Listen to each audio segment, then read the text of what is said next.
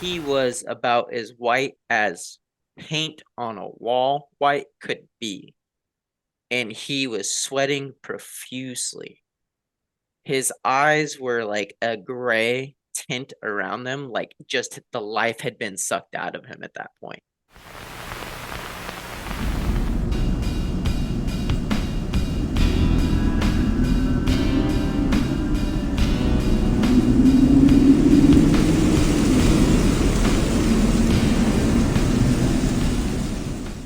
Now, if you're a fan of the supernatural, the paranormal, the unexplained, if you're a fan of things that go bump in the night, there's a very good chance that at some point you've played with an Ouija board.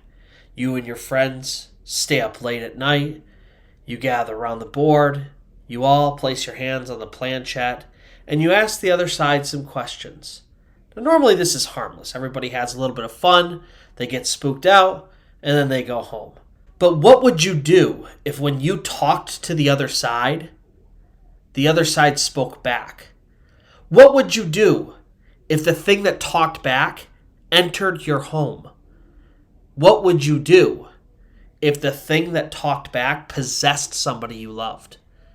Grab a chair and gather around the fire, because today I'm going to tell you a tale that I like to call Strike Point. So, it's the mid-2000s in Southern California, and Bryce is enjoying the summer break of his sophomore year. He's out hanging out with friends during the day, retiring home at night, and just enjoying life. And this particular day, he remembers it's completely cloudless, beautiful day outside, really enjoying the day, very nice Southern California heat. He comes home later in the evening. Him, his mother, and his stepfather, Dan, retire to the backyard in their pool with their dogs to just sort of enjoy the night. He looks up at the sky, completely cloudless. He can see all of the stars in the sky, and he sees a full-bellied moon. In fact, the moon is so bright, it's lighting the entire backyard without any help. So Bryce, his mom, Dan, they're all outside enjoying the pool, enjoying the warm weather in the evening, and at some point it gets late enough that they decide it's time to turn in. And so they all get out of the pool, they get their towels on, and Bryce and his mom enter the house. Dan is kind of gathering the dogs and sort of putting everything away in the backyard before coming inside.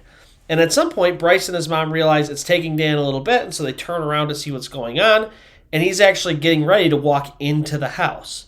And right before he steps through the door, suddenly, out of nowhere, remember, it's a crystal clear sky. No clouds, no storms on the horizon. Out of nowhere, a purple bolt of lightning strikes Dan. Now, there's no thunderclap. There's no noise at all.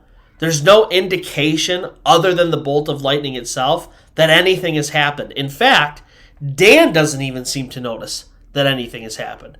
And so suddenly, Bryce and his mom turn to each other. They look at each other sort of like, did that really happen? Did we just see what we think that we saw? And they both realize that, yeah, okay, something definitely happened. And they look back at Dan, and it doesn't seem like he realizes anything happened. And so they say, hey, are you okay? And Dan looks at them, and he seems a little bit confused. And he says, yeah, I'm fine. Why? And Bryce and his mom sort of turn back to each other like, how could this have just happened? How did nobody else notice? How was there no boom? How is our yard not destroyed? How is Dan not dead or unconscious? And they're very confused. And they look back at Dan, and suddenly Dan has gone pure white, like as white as a ghost, sheet paper white. And his eyes have become kind of sunken and gray.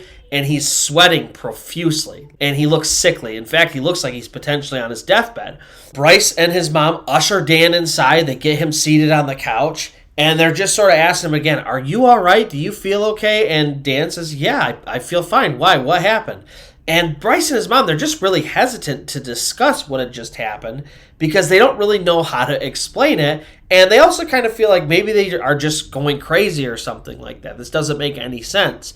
And so they just say nothing, everything's okay, and they just sort of put him at his ease. And slowly, Dan's color starts to return. Everything seems to be going back to normal. And so they decide, let's just go to bed. Hopefully everything is going to be okay, and if we wake up in the morning and everything's fine, then we're just going to call this a freak accident. We don't understand exactly what happened, but it's just one of those unexplained phenomenon. So Bryce and his mom wake up the next morning. Dan comes down, they all eat breakfast together, and Bryce and his mom, they're kind of looking at each other, looking at Dan, making sure everything seems okay, and everything seems completely normal. So they go about their day. That night is totally fine. In fact, the next few days, everything seems like nothing has changed, and so they're sort of perplexed as to what happened, but otherwise they're sort of put at their ease. Some freak phenomenon happened, everything seems to be okay, they sort of move on with their life. So it is now a couple nights later, and Bryce is actually at a friend's house, and they have a couple friends over, and they're all just sort of hanging out, and at one point, someone suggests that they play with an Ouija board. So if you're not familiar with an Ouija board, sometimes they're called talking boards or spirit boards, and basically what it is it's a little board, and it has all the letters of the alphabet on there, along with the numbers 0 through 9.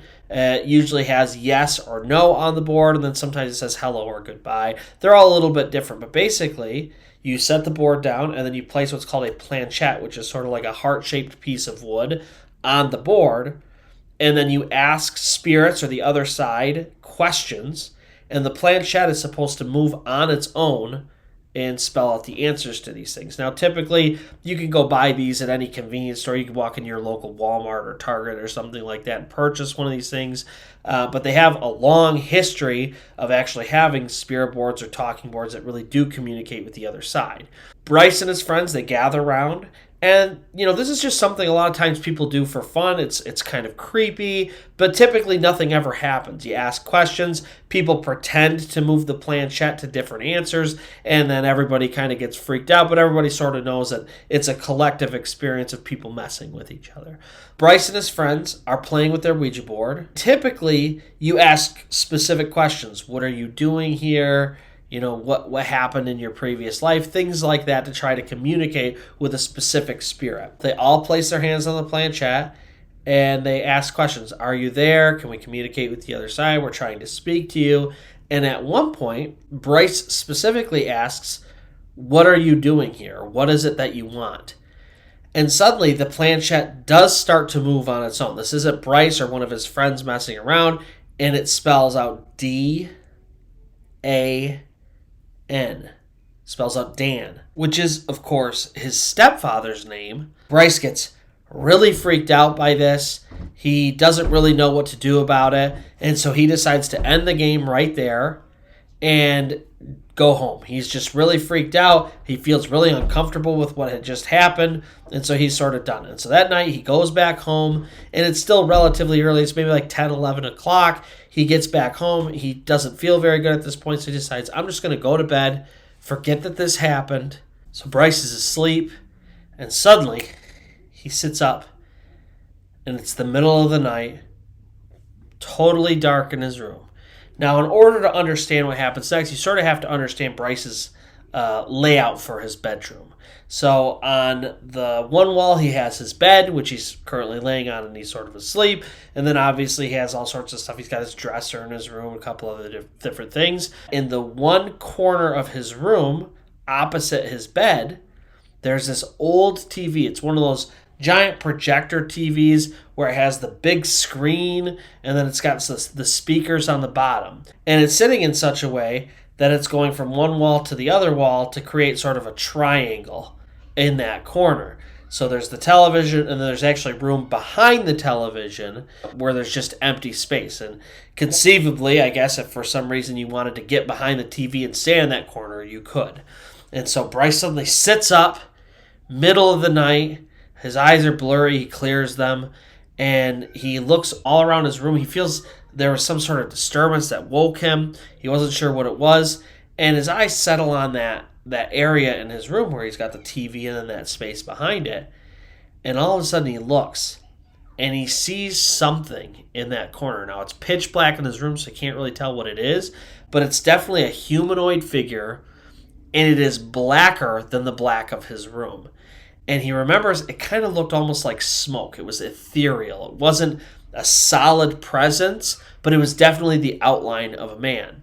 And what was especially terrifying to Bryce was that this thing was so tall that it had to lean down to stay in his room. Now, the walls in the bedroom are 7 feet tall, and this thing is so tall that it's not crouching down, it's literally leaned over in the corner.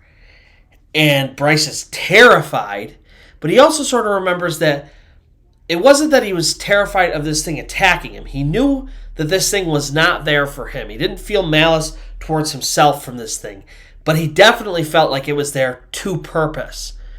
And so he sits up and he's terrified, and he just looks at this thing and he says, "What are you doing here?" And the thing lifts up its arm and it points in the direction of Bryce's parents' room. And Bryce knows this thing is here for his stepfather. This thing is here for Dan. And then suddenly, the thing flashes forward through his television to his bedside.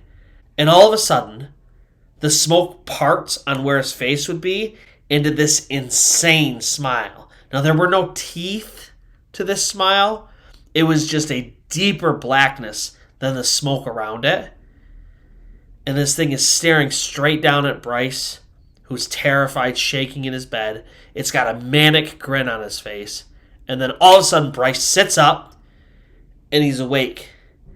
And he's left thinking, I know that wasn't a dream. I was not just asleep. I know I was awake. And yet there's this sudden separate wakefulness that he is experiencing now. He looks at the clock. It's still the middle of the night. He looks around his room. There's nothing around his room anymore.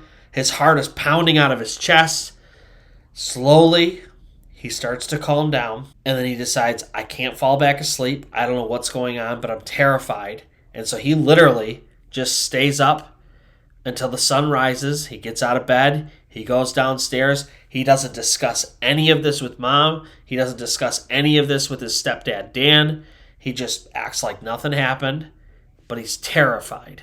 Now, over the next couple of weeks, Bryce and his mom start to notice very drastic changes in Dan. Now, Bryce's mom had married Dan because he was a family man. He loved going out with the kids. He was a big fan of taking them on vacations. If they wanted something, he would make sure that he found a way to get it, even if money was a little bit tight. He was definitely there for the family. He was a great guy. But after these incidents had happened, Dan started to fundamentally change into a very different person. He suddenly didn't want to spend any time with the family. Anytime a family vacation was brought up, he found an excuse not to go or to cancel the trip. He didn't even want to take small trips to like the grocery store with the kids. He didn't want to be around any of them anymore. He was very reclusive, and he actually began drinking heavily.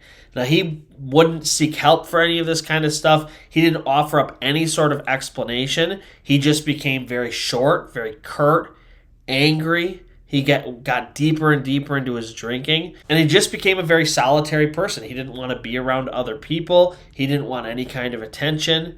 Bryce specifically recalls that before the incidents had happened, Dan had purchased him a dirt bike, something that he was really excited to get and that he wanted to play with. And then after everything had gone down, Dan decided to return the dirt bike. He didn't want Bryce to have anything to do with it. And things just continued on this way, where Dan got worse and worse. Every single time that Bryce got together with his friends and they decided to pull out a board, every single time that happened over the next few months, if they asked anything relating to what do you want, what are you here for, what do you need, every single time the planchette would spell out D-A-N. And that's not the only thing that happened with Bryce.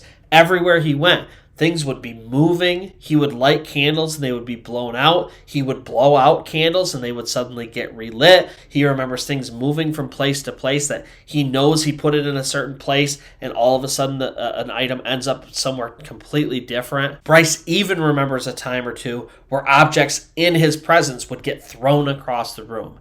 And so at some point, even though Bryce was kind of into Ouija boards, into the occult, into that sort of scene, he decided he was completely done with it. He never played with them again. He moved away and distanced himself from his family, and he decided to completely eliminate that side of his life. Dan's complete personality change was in fact so bad that Bryce's mom decided to get a divorce from him, and they never saw Dan again. He completely left their family. They have no contact with him whatsoever. And Bryce says to this very day, he still won't touch the Ouija board. He still doesn't deal with anything having to do with the occult. And thankfully, whatever was following them around hasn't bothered him since. So that's going to do it for today's story. If you guys love this kind of content, supernatural, paranormal, unexplained events, then please subscribe to my channel, like this video, give me a shout out on your social media. All of that kind of stuff helps as I look to grow my channel and be able to put more time and content onto YouTube. I do plan to upload at least one new video every single week, so look forward to that. And if you have a story or you know somebody who has a story that's like that, paranormal, unexplained, it has to be firsthand, then please reach out to me either here in the comments or reach out to me on any other social media. My Instagram and Facebook and things like that will be linked below. And let me know that you have a story. I would love to talk to you about it and hopefully tell it one day. So that's going to wrap up our story today. But please, join me next time. Pull up a chair, the fire will be stoked, and I will have another tale to tell.